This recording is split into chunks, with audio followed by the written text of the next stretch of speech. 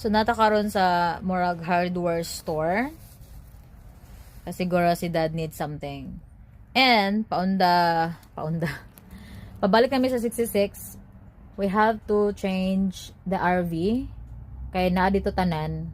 And then we're gonna head out to Papo's house kay para ato na ipa let out atong mga binuhi. Binuhi, di bitaw atong mga gamay. Wala pag ko nakaadto sa PIF. Oh my goodness, schedule na ako tomorrow to post it. So ako na lang buhaton is dalon na lang nako ang tawag ani ang some of the items nga kulangan nga gitapal ni Yaya. Tapalon ni Yaya for this Balikbayan box 1. Oh my goodness, grabe. And then I will make a sama ni siya. Basta ako lang to siya i-ano kay na-edit na nako ang part 3 sa Balikbayan box number 1. Pero again, nakulangan ko og 4.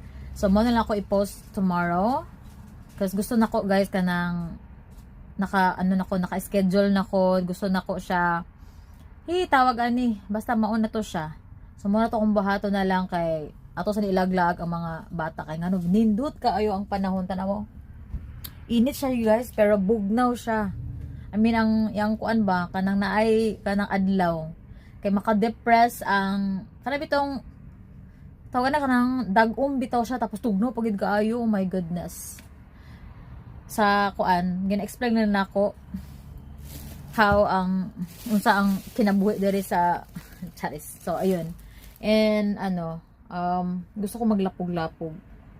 Gusto ko maglapog-lapog sa perfect sa place ni Podra kay yang mansion nito is dagan bitaw kay kahoy tapos maka-relax ko, makapawala sa ko ang kay aga ka overwhelmed pod ko.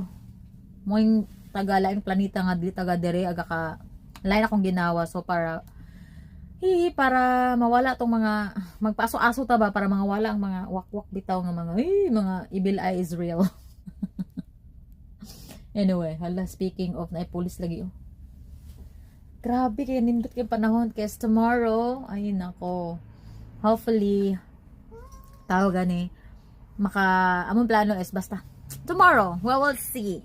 Okay, fresh pa yung Yaya dili na wa na hago kag dagwan ngarag na. Time check is 3:06 PM. And again guys, banat ko diri sa YT more kaysa extra na to ato ang effort sa page sa PIF. Pero mas diri gid mo kailangan magbanat para makasend ko. So, see you.